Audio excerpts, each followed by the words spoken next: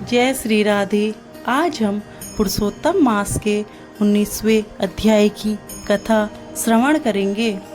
श्री सूत जी बोले, श्री नारद जी को इस प्रकार कथा सुनाते हुए श्री नारायण जी मधुर वाणी में बोले, महात्मा सुखदेव ने जब इस प्रकार भगवान की प्रार्थना की तब भक्त वत्सल हरि बोले, हे द्विजराज, तुमने जैसा तप किया वैसा और नहीं कर सकता है, किंतु तुम यह नहीं जानते कि मैं किससे प्रसन्न होता हूँ।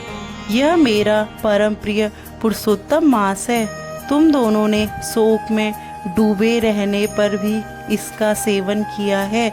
हे तपोनिधे, इस मास के एक दिन का भी जो धर्म पूर्वक सेवन करते हैं उसके अनेकों पाप भस्म हो जाते हैं। तुम तो महीने भर निराहार रहे हो, अकाल वर्षा तीनों काल में स्नान किया है, स्नान भी आकाश के पवित्र जल से, तथा महीने भर उपवास किया है। शोक में होने के कारण चेतना नष्ट होने से तुम पुरुषोत्तम मास को जान भी न सके, तथा बिना जाने ही उसका नियम पालन हुआ।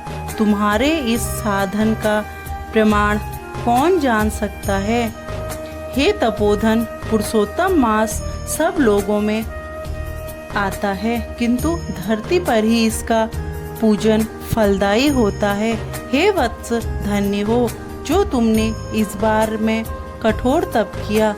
मनुष्य जन्म पाकर भी जो पुरुषोत्तम मास का सेवन नहीं करते हैं वह जन्म जन्म दरिद्री रहते हैं। इसलिए मेरे प्रिय, इस मास का प्रयत्न पूर्वक सेवन करना चाहिए। श्री नारायण जी बोले, इस प्रकार कहकर हे मुनि जी श्री गरुड़ जी पर चढ़कर श्री हरि भगवान वैकुंठ चले गए। ब्राह्मण सुदेव पुरुषोत्तम मास की सेवा से मृत पुत्र सुखदेव को जीवित देखकर स्त्री सहित बड़ा प्रसन्न हुआ। बिना जाने मुझसे इसका सेवन हुआ है। यही मेरा धर्म सफल हुआ है, तथा इसी से मेरा मरा पुत्र जीवित हो गया है।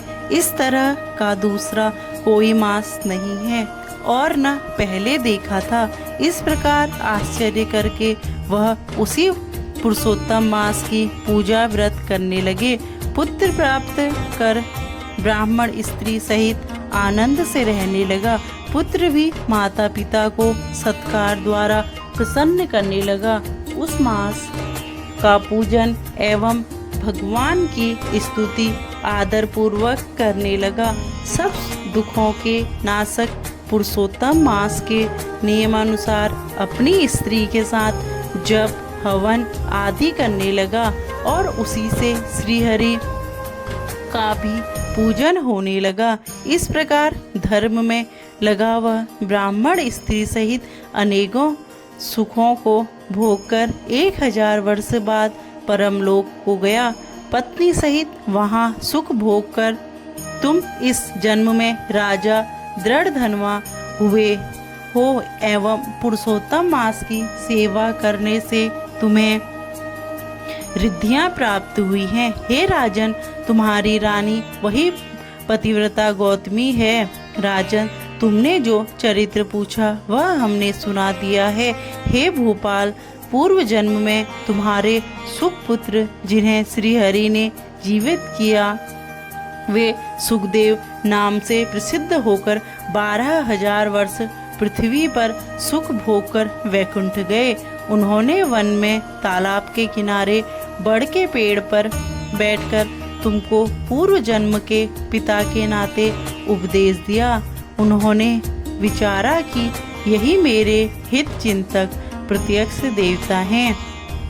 ऐसा विचार करके तोते के रूप में हे राजन तुम्हें उपदेश दिया। हे महाराज, अब मैं पाप नाशिनी सरयू पर जाऊंगा। श्री नारायण बोले, इस तरह परम यशस्वी महाराज दृढ़ धनवा के पूर्व जन्म का हाल कहकर जब महात्मा चले गए तब पुण्यात्मा राजा बोला, श्री बृहद नारदीय पुरुषोत्तम मास महात्मा 19वां अध्याय समाप्त।